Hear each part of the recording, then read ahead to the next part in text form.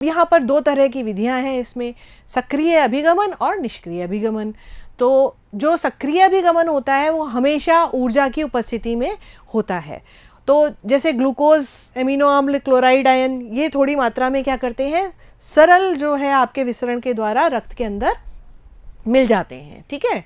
और इन जो पदार्थों का रक्त में पहुंचना जो है वो सांद्रण प्रवणता पर, किस पर निर्भर है, सांद्रण प्रवणता पर निर्भर है। हालांकि कुछ ऐसे पदार्थ हैं जैसे ग्लूकोज और एमिनो एसिड्स हैं जो कि वाहक प्रोटीन की मदद से, मतलब इसमें क्या ज़रूरत होती है, इसमें प्रोटीन को एक वाहक के रूप में प्रयुक्त किया जाता है और उसके मदद से वो अवशोषित होते हैं। इस क्रियाविधि को ही क्या कहा जाता है, सक्रिय अभिगमन कहा जाता है ना। और जल का जो परिवहन है वो परासरणी प्रवणता पर निर्भर करता है कि किस तरह से वो जाएगा उसके अंदर। सक्रिय परिवहन जो है सांद्रण प्रवणता के विरुद्ध होता है। सक्रिय परिवहन क्यों, क्योंकि इसके लिए क्या है की ज़रूरत होती है, ऊर्जा की ज़रूरत होती है और ऊर्जा मिलती है एटीपी से, ठीक। अब विभिन्न पोषक तत्व जैसे एमिनो एसिड्स है, ग्लूकोज, सोडियम आयन है, ये जो है रक्त में इसी क्रियाविधि यानी सक्रिय अभिगमन के द्वारा ही इनका अवशोषण होता है, यानी ऊर्जा की इसमें ज़रूरत पड़ती है। और वसाम्ल और ग्लिसरॉल जो है अविलेय होने के कारण जो है वो अविलेय होते हैं, इसीलिए वो रक्त में अवशोषित नहीं हो पाते। इनका क्या होता है, ये पहले छोटे छोटे कणों में विभक्त हो जाते हैं और इसको क्या बोलते हैं, इसको मिसेल बना लेते हैं ना, क्या करते हैं, आंतरिक म्यूकोसा में ये प्रविष्ट हो जाते हैं और आंतरिक म्यूकोसा में जाकर के ये कौन सी संरचना बनाते हैं, ये मिसेल संरचना बनाते हैं। और ये वसागोलिका जो है वो पुनः संचरित होकर के अंकुरों की लसिका वाहिनियों में चले जाते हैं, ठीक है। अंकुरों मतलब आपकी जो आंत के अंदर जो विलाई होती है उसकी किस में चले जाते हैं, लसिका वाहिनियों में ये चले जाते हैं।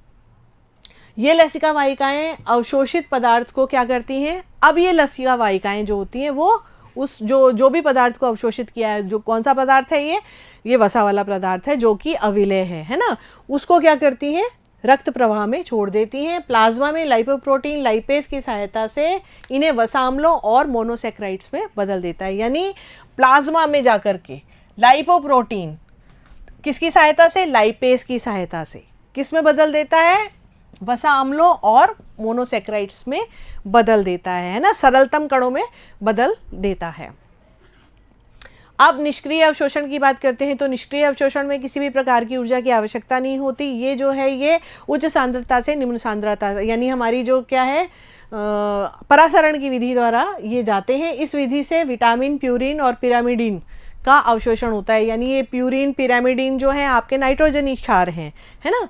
और अवशोषित खाद्य पदार्थ जो है अंत में क्या करता है, रक्त द्वारा शरीर के अंदर प्रवेश कर देता है और फिर कोशिकाओं में पहुंच जाता है। भोजन के ये अंतिम उत्पाद कोशिकाओं में जाकर के उपापचय की क्रियाओं द्वारा कोशिकाओं का हिस्सा बन जाते हैं। इसे स्वांगीकरण कहते हैं। आपके एग्जाम में पूछा जाता है कि स्वांगीकरण किसे कहते हैं, तो उस कंडीशन में आपको लिखना पड़ेगा कि अवशोषित खाद्य पदार्थ जो है रक्त के द्वारा, है ना, रक्त के द्वारा कहाँ चले जाते हैं, शरीर की कोशिकाओं में चले जाते हैं और फिर भोजन का ये जो अंतिम उत्पाद है ये कोशिकाओं में जाकर के क्या करता है, उपापचयी क्रियाएं जो होती हैं उनके द्वारा कोशिकाओं का हिस्सा बन जाता है।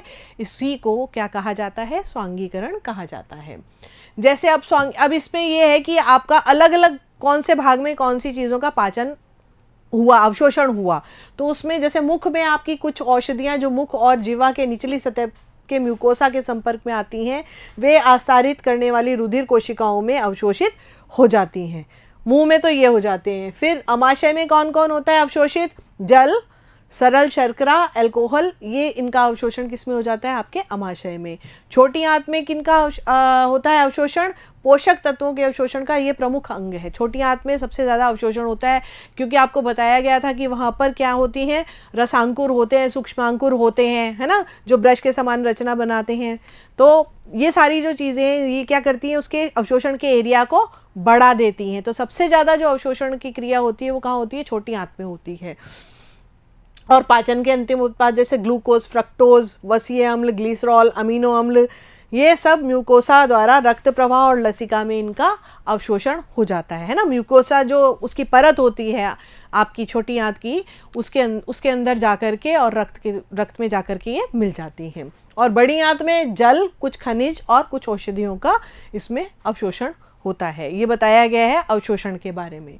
और फिर पाचक अपशिष्ट जो है, अब क्या हो जाता है, अब सारी चीज़ों का जब अवशोषण हो गया तो जो बचा हुआ है ना, पाचन और अवशोषण के पश्चात जो बचा हुआ है वो कहाँ चला जाता है, वो मलाशय में चला जाता है। और वहाँ पर क्रमाकुंचन ग्रंथि के द्वारा ऐसी इच्छा प्राप्त होती है, जब मतलब ज़्यादा हो जाता है ना, तो ऐसी इच्छा लगती है कि भाई अब मल त्याग करना है, तो उस कंडीशन में फिर मल जो है वो शरीर से बाहर निकाला जाता है।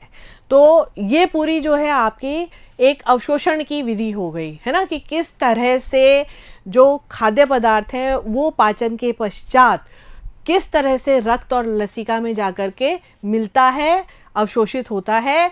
दो तरह से होता है, सक्रिय अभिगमन के द्वारा, निष्क्रिय अभिगमन के द्वारा। सक्रिय अभिगमन में किसकी ज़रूरत होती है, एटीपी की ज़रूरत होती है, यानी ऊर्जा की ज़रूरत होती है। जबकि निष्क्रिय अभिगमन में केवल परासरण के द्वारा ही है ना वो ये क्रिया संपन्न हो जाती है। ठीक है, तो अब आपको यहाँ तक आपको समझ आ गया होगा कि किस तरह से पचित भोजन का अवशोषण होता है। और आज के 2 प्रश्न, जल्दी से कॉपी पेन उठाइए और लिखिए आज के 2 प्रश्न। अवशोषण की मुख्य क्रियाविधियों के नाम बताइए। दूसरा प्रश्न है, सक्रिय परिवहन हेतु ऊर्जा कहाँ से प्राप्त होती है। आशा है आप बहुत जल्दी से इनका आंसर लिख पाएंगे, है ना। अगले वीडियो में मिलते हैं, तब तक के लिए नमस्कार, थैंक यू।